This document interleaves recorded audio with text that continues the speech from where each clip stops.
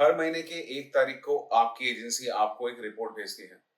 उसमें कई सारे नंबर लिखे हुए होते हैं, लेकिन कौन-सा नंबर आपके मतलब का है, ये कैसे जानेंगे? चलिए देखते हैं आज। तो एजेंसी के रिपोर्ट में 2 तरीके के नंबर होते हैं। एक नंबर जो आपके बिज़नेस को डायरेक्टली अफ़ेक्ट करता है और एक और नंबर जो आपके बिज़नेस को इनडायरेक्टली अफ़ेक्ट करता है। तो सपोज़ आपका ऑब्जेक्टिव है लीड जनरेशन करना अपने बिजनेस के लिए, तो इसको एज एन एग्जांपल पकड़ के देखते हैं। पहली बात तो ये है कि जो नंबर्स आपके बिजनेस को अफेक्ट नहीं करेगा, reach, impression, click through rate, engagement, ये जो मैट्रिक्स है वो बेसिकली ब्रांड अवेयरनेस के लिए यूज होता है और ये लीड जनरेशन में आपके बिजनेस को उतना ज्यादा इफेक्ट नहीं करता है। शायद थोड़ा करता है, लेकिन आपके बॉटम लाइन पे उतना ज्यादा इफेक्ट इसका नहीं आएगा। दूसरे वाले नंबर्स होते हैं जैसे कि नंबर ऑफ लीड्स, कॉस्ट पर lead, lead quality percentage, conversion rate, return on ad spend, ये जितने भी नंबर्स हैं वो सारे आपके बिजनेस को इफेक्ट करता है। तो इन सारे नंबर्स को आज सही से समझते हैं ताकि सारा कंफ्यूजन अभी क्लियर हो जाए। चलिए, पहला नंबर है रीच। रीच का मतलब ये है कि आपका एड कितने यूनिक विजिटर तक पहुंचा है। जैसे कि मुझे अगर आपका एड 10 बार दिखता है तो आपका इंप्रेशन होगा 10, लेकिन रीच होगा 1, because I am a unique person.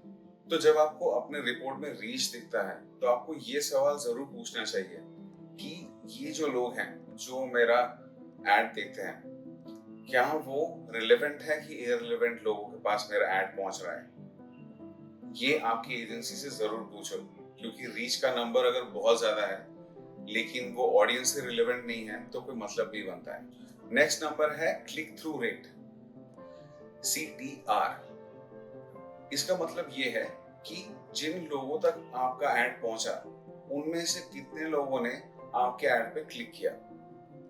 So CTR अगर 2% या फिर उससे ज्यादा है तो बढ़िया है, अगर उससे कम है तो फिर आपके क्रिएटिव में या फिर ऑडियंस में कुछ गड़बड़ है, चेक करो। फिर आता है एंगेजमेंट रेट। एंगेजमेंट रेट ये कहता है कि आपका ऐड जितने लोगों तक पहुंचा, उन्होंने आपके ऐड पे क्या कोई एक्शन लिया, क्या उन्होंने लाइक किया, शेयर किया, कमेंट किया या फिर ऐसा कोई भी एक्टिविटी किया आपके ऐड के ऊपर। तो ये जितने भी नंबर्स है ना, ये सारे ब्रांड अवेयरनेस के नंबर है। सपोज आप अगर कोई FMCG प्रोडक्ट लॉन्च कर रहे हो और आपको चाहिए कि ये प्रोडक्ट ज्यादा से ज्यादा लोगों तक पहुंचे, तो ये सारे जो नंबर है वो आपके लिए मैटर करेगा। लेकिन आपका जो अभी का यूनिक केस है वो है आप लीड जेन करना चाहते हो, तो इस केस में वो उतना मैटर नहीं करता है, थोड़ा करता है लेकिन नॉट दैट मच। तो अभी जो नंबर्स मैं बोलने जा रहा हूँ वो आपके बिजनेस के बॉटम लाइन को बिल्कुल मैटर करता है। देखते हैं। तो पहला जो नंबर आपको चेक करना है वो है नंबर ऑफ लीड्स। आपको आखिर में कितना लीड आया है, क्या ये पिछले महीने से अच्छा है, बुरा है, ये आपको देखना है।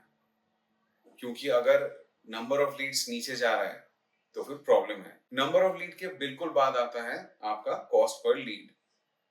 कितने पैसे आपने दिए एक लीड लाने के लिए, CPL। मान लीजिए आपने 100 रुपए खर्च किए और आपको आए 10 लीड, तो आपका कॉस्ट पर लीड हो गया 10 रुपए। तो ऐसे ही आपको CPL का हिसाब करना है और ये CPL फ्लक्चुएट करता रहता है। तो आपको ये सही से जानना पड़ेगा कि CPL ऊपर जा रहा है, CPL नीचे आ रहा है, और अगर ये ऊपर नीचे हो रहा है तो क्यों हो रहा है। आपकी एजेंसी से आप सवाल पूछो। CPL के बाद ही जो नंबर आता है वो है आपका लीड क्वालिटी परसेंटेज। सपोज आपके पास पूरे महीने में 100 लीड आए, उसमें से सिर्फ 5 ही है जो क्वालिफाइड है, तो आपका क्वालिटी लीड परसेंटेज है 5%। ये अगर कम है, ये अगर 5-10% है, तो एजेंसी से पूछो कि कहाँ गड़बड़ हो रहा है। क्योंकि अगर सपोज आपको पूरे महीने में सिर्फ 5% लीड क्वालिफाइड मिले तो आपकी सेल्स टीम उसको कन्वर्ट नहीं कर पाएगी। तो आपको मिनिमम 25 से 30% क्वालिटी लीड चाहिए ताकि आपका सेल्स टीम सही से काम कर पाए। ध्यान रखिएगा।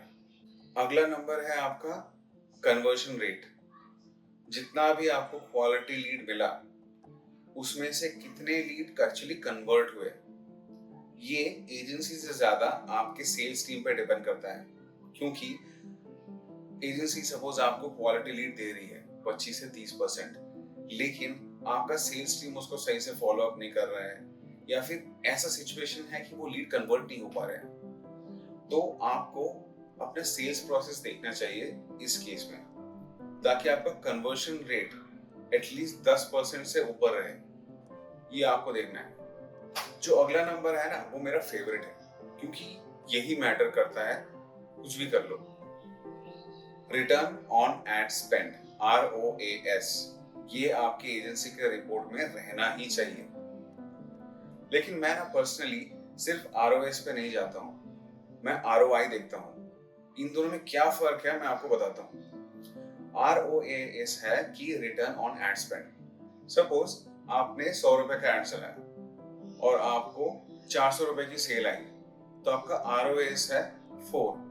लेकिन सिर्फ ROAS आपको पूरा पिक्चर नहीं दिखाता है, क्योंकि सिर्फ आपने एड पे तो स्पेंड नहीं किया, आपने एजेंसी को भी रिटेनर फीस दिया है। सपोज आपने 100 रुपए एड पे खर्च किए, 100 रुपए एजेंसी को भी दिया एज अ रिटेनर। सपोज अब आपको 400 रुपए का सेल आया, तो आपका ROAS जो है वो 4 था, लेकिन यहाँ पे ROI आपका 2 है। क्यों? क्योंकि आपने एजेंसी को भी उसका फीस पे किया। आपका टोटल इन्वेस्टमेंट 200 रुपए है, 100 रुपए नहीं। तो ROI आपको फुल पिक्चर देता है। ये हर एजेंसी आपको नहीं देगी, लेकिन आपको उनसे मांगना पड़ेगा, क्योंकि वही आपको आपका बॉटम लाइन बताएगा। तो अभी आपको जितने भी नंबर्स आपके रिपोर्ट में हैं वो समझ में आ गए। अभी एजेंसी को ये समझाने का वक्त है कि भाई आपको भी वो रिपोर्ट, सारे नंबर्स सही से समझ में आते हैं। तो आपको मैं ये 3 सवाल दे रहा हूं जो आप एजेंसी से जाके पूछो हर मीटिंग में रिपोर्ट मिलने के बाद। ठीक है?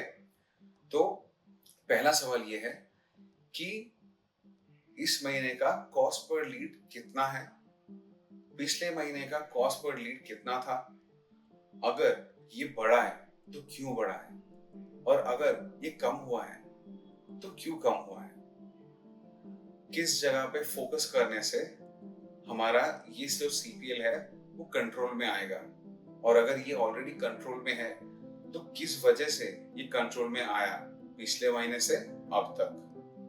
एजेंसी से ये सवाल पूछो और देखो क्या जवाब देती है। अगर वो सही से समझा पाए तो बी एश्योर्ड कि आप सही एजेंसी के साथ हो। अगला सवाल है कि भाई अगर लीड क्वालिटी परसेंटेज कम है तो क्यों कम है, बिकॉज ये आपके बिजनेस को डायरेक्टली अफेक्ट करता है, स्पेसिफिकली आपके सेल्स टीम को अफेक्ट करता है, क्योंकि आपका सेल्स टीम पूरे महीने लीड्स को कॉल करता है, फॉलो अप करता है, मैसेज भेजता है, सब कुछ करता है उसको कन्वर्ट करने के लिए। लेकिन सोचिए आपके पास 100 लीड है, आपकी सेल्स टीम उन 100 लीडों को कॉल कर रही है, लेकिन सिर्फ 5 ने कहा कि हाँ मैं इंटरेस्टेड हूँ, बाकी 95 ने कहा कि मैं इंटरेस्टेड नहीं हूँ। आपकी सेल्स टीम का मोरल डाउन होगा, आपकी सेल्स टीम लीड्स को कन्वर्ट करने में उतना एफर्ट नहीं देगी। ये होता है बिकॉज मैंने देखा है पिछले 6 सालों में। इसी जगह पे अभी अगर आप सोचिए कि आपका लीड क्वालिटी परसेंटेज है अबाउट 30, तो 100 में से अगर 30 लीड क्वालिफाइड है, आपका सेल्स टीम उन 30 लीडों पे मेहनत करेगा और उसको कन्वर्ट भी करेगा, क्योंकि उनका मोरल अभी काफी हाई होगा। देख लीजिएगा। अब आते हैं सवाल नंबर 3 पे, और ये काफी इलेबोरेट है। आप अपनी एजेंसी से पूछिए कि जो मेरे क्वालिफाइड लीड हैं वो कौन से कैंपेन से आए हैं, कौन से एड सेट से आए हैं, और कौन से क्रिएटिव से आए हैं। ये काफी इंपॉर्टेंट है, क्योंकि अभी आपको पता चलेगा कि आपकी एजेंसी कौन से ऑडियंस को टारगेट कर रही है, आपकी एजेंसी जो क्रिएटिव यूज कर रही है वो उस ऑडियंस के साथ मैच करता भी है कि नहीं, और अगर करता है तो कैसे आप इसको स्केल कर सकते हो, कैसे आप इस अपॉर्चुनिटी को एक्सपैंड कर सकते हो ताकि आपको ज्यादा से ज्यादा क्वालिटी लीड मिले। एक बात है कि अगर आपकी एजेंसी सही में अच्छी है तो ये सारे सवाल का जवाब आपको आपके रिपोर्ट में मिल जाएगा। लेकिन अगर ये नंबर नहीं है तो फिर फिक्र मत करो, अपनी एजेंसी से जाके सवाल करो ताकि उनको भी पता चले कि यू नो योर नंबर्स, आपको आपके नंबर्स काफी पता है और आप एजेंसी से सवाल कर सकते हो और एजेंसी को इम्प्रूवमेंट दिखाना पड़ेगा, वरना आप एक्शन ले सकते हो। ये हमेशा आपके दिमाग में होना चाहिए और आपकी एजेंसी के दिमाग में तो और भी ज्यादा होना चाहिए। तो सवाल करो। ये पूरा वीडियो आपको आपकी एजेंसी का रिपोर्ट पढ़ना सिखाता है, आपकी एजेंसी से सवाल करना सिखाता है। तो फिर अगली बार जब भी आपके पास रिपोर्ट आए या फिर एजेंसी के साथ मीटिंग हो, तब आप एक चेकलिस्ट फॉलो कर सकते हो ताकि आपको पता चले कि आपको एक रिपोर्ट में क्या देखना है, क्या नहीं देखना है और क्या क्या सवाल पूछना है। वो चेकलिस्ट मैं इस वीडियो के डिस्क्रिप्शन में डाल रहा हूँ, तो वहां से आप चेक कर सकते हो। बाकी अगर आपको ये वीडियो अच्छा लगे तो मेरे चैनल को सब्सक्राइब करो और एक लाइक जरूर कर देना, क्योंकि हर हफ्ते मैं ऐसे ही इंफॉर्मेटिव कंटेंट आपके लिए लाता रहता हूँ। Content for small business owners who wants to get aware of the marketing world. Thank you.